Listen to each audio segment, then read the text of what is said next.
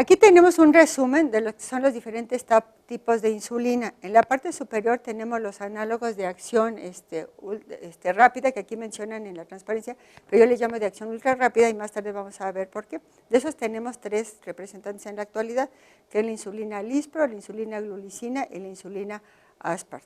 Después tenemos insulinas que pueden ser premezcladas con una insulina de análogo y con una insulina de acción prolongada, y los análogos de insulina de acción prolongada que actualmente tenemos, que son insulina Detemir y la insulina Glargina. Y en la parte inferior de la transparencia tenemos lo que son las insulinas humanas, en donde la insulina de acción rápida, que antes se denominaba también cristalina, y la insulina de acción prolongada es únicamente la insulina NPH, y vamos a analizar cuáles son cada una de estas características, y ustedes aquí los pueden apreciar en esta transparencia. En la parte superior tenemos nosotros lo que es los análogos de acción rápida, que si las comparamos con las insulinas de acción corta, que es la insulina humana, vemos cómo tenemos un inicio de acción mucho más rápida y el pico de acción también va a ser mucho menor, y la vida media que se tiene en el organismo también va a ser mucho menor. Entonces ustedes vean que empieza a actuar una vez que se ha aplicado el análogo de insulina entre los 10 y 15 minutos en comparación con la insulina humana, que empieza a actuar a los 30 minutos.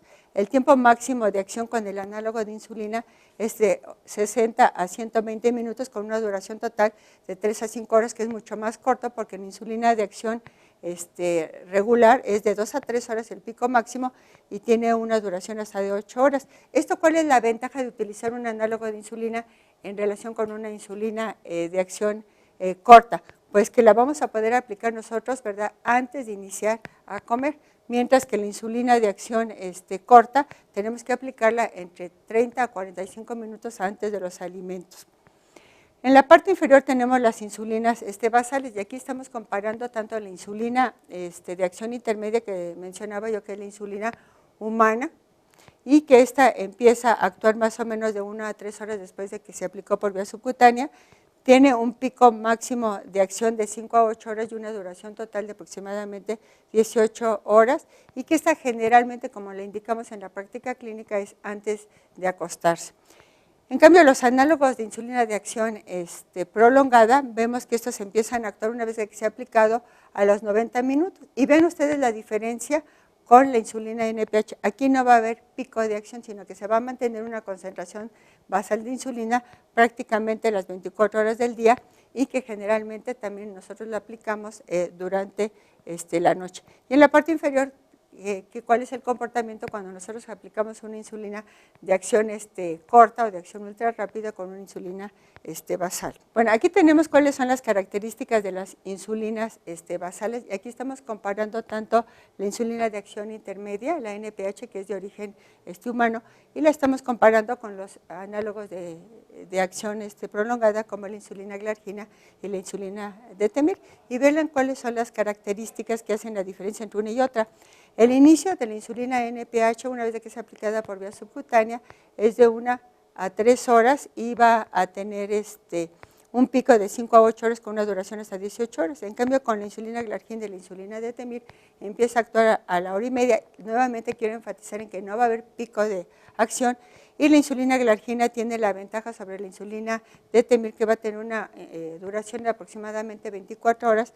En cambio, la Detemir, cuando se utilizan dosis elevadas de insulina, tenemos que a veces dar 2 aplicaciones de insulina. Entonces, bueno, las ventajas es precisamente la duración prolongada con los análogos y que no hay picos de acción.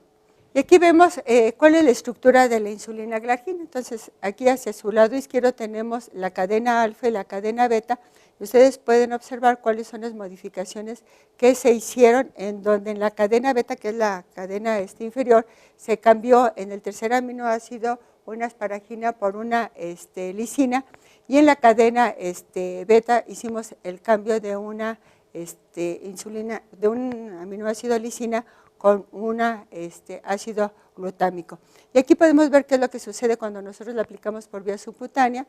La insulina Glargina, vemos que esta se aplica, va a tener un pH, ¿verdad?, de 7.4 que va a producir microprecipitados. Y esto es muy importante porque estos microprecipitados paulatinamente se van a ir liberando y como esta liberación es lenta vamos a tener una duración de 24 horas aproximadamente. Aquí tenemos nosotros la insulina de Temir, que es un análogo asilado con esta insulina de acción prolongada, y en donde aquí lo importante es que se le están agregando ácidos grasos a la cadena terminal de la cadena beta, y esto va a hacer que tenga una duración mucho mayor en el organismo. Y aquí tenemos las características de la insulina Prandial, las insulinas de acción ultra rápida. Entonces vamos a ver cuál es el inicio, el pico de acción y la duración. Entonces los análogos de insulina de acción rápida, mencionaba el Aspart, la insulina Lispro y la insulina glulicina, las cuales empiezan a actuar entre los primeros 5 a 15 minutos una vez de que se ha aplicado, tienen una duración, un pico máximo de 30 a 90 y van a tener una duración de 4 a 6 horas. En cambio, las insulinas de acción corta, que son las insulinas humanas regulares, vean ustedes que empieza a actuar de 30 a 60 minutos después de que ha sido aplicada, tiene un pico de acción de 2 a 3 horas y tiene una duración total hasta de 8 a 10 horas. Y aquí vemos nosotros cuáles son las modificaciones que ha habido en la estructura de la insulina humana de acción corta para poder convertirlos en análogos de la insulina. Aquí nosotros podemos ver cuáles son los cambios aquí de la insulina, por ejemplo de la glulicina, que va a tener un cambio aquí en el aminoácido número 3 de la cadena beta y en el aminoácido número 29 también de esa misma cadena. Y esto hace que tengan una acción, ¿verdad?, mucho más rápida y mucho más efectiva cuando se compara con una insulina humana de acción corta. El otro, ¿por qué tenemos que conocer esto de las insulinas de acción ultra rápida o rápida? Porque sabemos nosotros que en condiciones normales, cuando nosotros ingerimos un alimento, esto va a estar dado por una liberación de insulina por el páncreas, pero esta liberación se hace en dos fases. Una fase que es de acción, que es rápida, que ocurre en los primeros 5 minutos y que es debido a que ya había una insulina sintetizada en el páncreas y que nada más es liberada. Pero luego viene una segunda fase en donde esta es producida por una síntesis nueva, ¿verdad?, de insulina, y entonces en el paciente que tiene diabetes mellitus van a estar alterados tanto en la primera como en la segunda fase. Entonces los análogos de acción ultra rápida lo que van a tratar de hacer es simular la producción de insulina como sucede normalmente. Y aquí lo importante que quiero que vean ustedes es que tenemos aquí comparando tanto la insulina de acción corta como la insulina de acción ultra rápida, ustedes pueden apreciar aquí en línea de color rosa que la insulina de acción ultra rápida empieza a actuar en los primeros 10-15 minutos, tiene un pico máximo de acción mucho más breve que la insulina humana y una duración también en el organismo mucho menor. Esto es importante porque entonces van a ser mucho más efectivas, se pueden aplicar antes de iniciar el primer bocado del alimento y conforme pasa el tiempo no van a ser cuadros de hipoglucemia postprandial nuestros pacientes. Entonces, una terapia de reemplazo de la insulina tenemos que tener en cuenta, pues tratar de simular lo que sucede fisiológicamente, es decir, una producción basal de insulina, como les mencionaba, para tratar de inhibir la lipólisis y disminuir la producción hepática de glucosa de ayuno, y tenemos que dar también en algunas ocasiones insulina antes de cada alimento para evitar la hiperglucemia postprandial. Eso sería lo ideal de poder llevar a cabo en nuestros pacientes. Y así se le denomina que es un régimen de insulina basal bolo. Bueno, aquí nosotros podemos ver cómo podemos administrar la insulina en nuestro paciente. Puede ser que nosotros lo hagamos únicamente con una administración de una insulina de acción prolongada, únicamente una aplicación en la noche, y con eso nosotros vamos a tener concentraciones basales de insulina. O puede suceder como en el segundo caso, en donde nosotros nada más demos insulina antes de la ingestión de alimentos para evitar la hiperglucemia postprandial, o bien nosotros hagamos una mezcla, ¿verdad? Puede ser que nosotros estamos manejando un paciente con algún antidiabético oral y no logremos un control adecuado a través de nuestra hemoglobina glucosilada y que le podemos agregar una insulina basal. Puede ser que nosotros le demos un análogo de insulina de acción prolongada como la insulina de Temir o la insulina glargina, o que demos una insulina humana si no tenemos los análogos con la insulina NPH. O bien, puede ser que demos los antidiabéticos orales, que demos una insulina prandial, es decir, antes de cada alimento para evitar la hiperglucemia postprandial. O bien que demos un esquema de insulina basal y que demos además una insulina prandial, que puede ser nada más en un alimento donde tenga realmente elevada la glucosa postprandial, o puede ser que a lo mejor el paciente que ya tiene algún tiempo de evolución de la diabetes requiera antes del desayuno, antes de la comida y antes de la cena.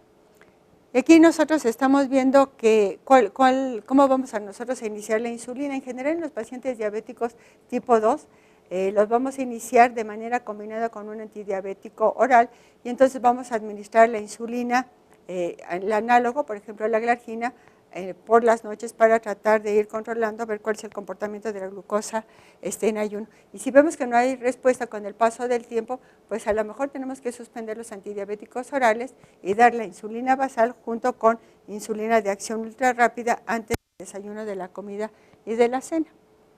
Entonces aquí tenemos nosotros el régimen que vamos a dar nada más una vez al día, la insulina de acción prolongada, que lo vamos a aplicar generalmente en la noche. ¿Cuál es la dosis que vamos a iniciar nosotros de una insulina basal?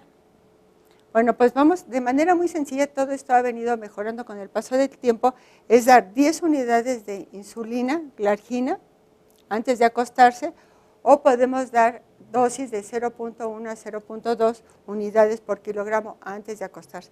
La verdad es que el manejar esta pequeña dosis de insulina va a hacer que el paciente se sienta confiado, va a ver que no va a haber hipoglucemia y con esto nos va a facilitar ir entrenando a nuestro paciente y si en un momento requiere una dosis mucho mayor de insulina basal o tenemos que agregar una insulina prandial, bueno, ya el paciente ha visto que no pasa mayor problema. Esa es la ventaja de los nuevos análogos de insulina, que el riesgo de hipoglucemia va a ser mucho menor comparado con, por ejemplo, con la insulina EPH y las insulinas de acción ultra rápida también van a tener menos efectos de hipoglucemia comparado con la insulina de acción corta.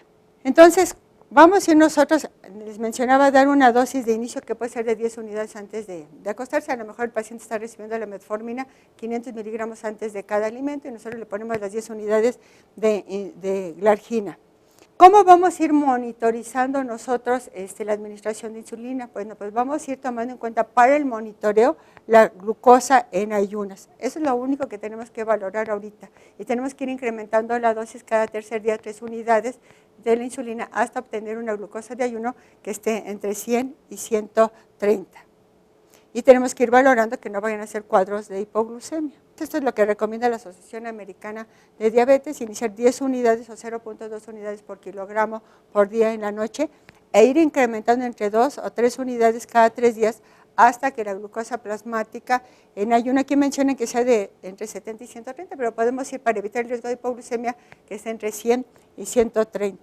Y tenemos que ir vigilando con la hemoglobina glucosilada cada 3 meses. Esto es muy importante porque hasta ahorita no les he comentado que valoremos la glucosa postprandial. Primero tenemos que hacer el ajuste con la glucosa de ayuno, porque imagínense, si un paciente en ayuno tiene, digamos, 180, 190 postprandial, ¿cuánto va a tener? Pues va a tener alrededor de 250, 300 miligramos. Entonces aquí no vamos a lograr convencer, por así decirlo, a nuestro paciente. Entonces primero nos enfocamos en tratar de controlar la glucosa en ayuno y ya después veremos cómo vamos a controlar la glucosa postprandial. Entonces aquí, bueno, diferentes estudios han visto que cuál es la dosis que se requiere para poder controlar a nuestros pacientes y en general son dosis entre 0.4 a 0.6 unidades por kilogramo con insulina glargina. Muchas veces tenemos a nuestro paciente que está en tratamiento con insulina NPH y nosotros ya disponemos de la insulina glargina. ¿Cómo podemos nosotros hacer este cambio? Y vean ustedes, si es un paciente que tiene nada más una sola administración, o sea, al día de la insulina NPH, nosotros podemos cambiar de 1 a 1, es decir, si el paciente está requiriendo 20 unidades de insulina NPH, podemos cambiar fácilmente a 20 unidades de insulina glargina y no hay mayor problema y tratar de que se lo aplique. Eso sí es importante, todos los días más o menos a la misma hora y lo ideal es que sea por las noches. Pero ¿qué sucede si tenemos algún paciente que tiene 2 aplicaciones de insulina NPH? Una tercera parte en la mañana, perdón, 2 terceras partes en la mañana y una tercera parte en la noche. Entonces, por ejemplo, el paciente está recibiendo 20 unidades de insulina NPH en la mañana y 10 unidades en la noche. Entonces, ¿qué es lo que vamos a hacer? Bueno, pues calculamos, ¿verdad? Sumamos 20 más 10 son 30 unidades, y a esto le vamos a restar entre el 20 y el 30%. Entonces, si el paciente tiene 30 unidades, le restamos el 20% y le vamos a aplicar 24 unidades de insulina, y aquí le insistimos al paciente en que no se va a hacer 2 aplicaciones al día, sino como ya tiene una acción prolongada las 24 horas al día, la vamos a aplicar por las noches. Entonces, la administración combinada de insulina basal más una hipoglucemia anteoral, pues realmente, como les he venido comentando, es una manera simple, es una manera en donde segura, ¿verdad?, para el paciente y para nosotros, porque a veces la barrera para aplicar insulina, como sabemos, somos nosotros los médicos, que el paciente tiene riesgo de que pueda desarrollar hipoglucemia, y es bastante efectiva. Entonces, simple porque se aplica una sola vez al día, y tenemos que irlo monitorizando con la glucosa en ayuno. Segura porque no va a haber cuadros de hipoglucemia, y porque además el incremento del peso con estos análogos de acción prolongada va a ser mucho menor que si se compara con la NPH, y bueno, va a ser efectiva dependiendo de cómo nosotros vayamos haciendo el ajuste, ¿sí? Bueno, ¿qué tan efectiva es la combinación de insulina con el antidiabético? Y aquí hacia su lado izquierdo ustedes pueden observar cuáles son los antidiabéticos, y vamos a ver qué tanto descenso podemos tener nosotros de la hemoglobina glucosilada al combinarla con la insulina. Así, si nosotros combinamos la metformina y le agregamos nosotros la insulina, podemos obtener descensos de la hemoglobina glucosilada hasta de 2.5. Si lo combinamos con un inhibidor del DPP4, así vamos a tener descensos, pero no tan importantes como la combinada con la metformina, que va a ser mucho menor. Si nosotros tenemos, ¿verdad?, por ejemplo, con el análogo de un GLP-1, el exenatide, entonces podemos ver que sí podemos tener descensos de la hemoglobina glucosilada, pero lo que tenemos que valorar también nosotros en estos casos es los efectos secundarios, ¿verdad? Sobre todo tener en cuenta la hipoglucemia, el incremento de peso, y algo muy importante es el precio, ¿verdad?, qué tanto le va a costar a nuestro paciente. Y el otro punto importante es que hay que recordar que para que un antidiabético funcione de manera adecuada, el paciente tiene que tener una reserva pancreática funcional. Si nosotros estamos viendo que ya dimos metformina a dosis de 2 gramos al día, que ya estamos con la insulina, y a pesar de que estamos incrementando la dosis de insulina, no logramos un control, esto quiere decir en ese momento que hay que tratar de suspender la metformina, y mejor a la insulina basal que tenía el paciente le vamos a agregar una insulina de acción ultra rápida preprandial.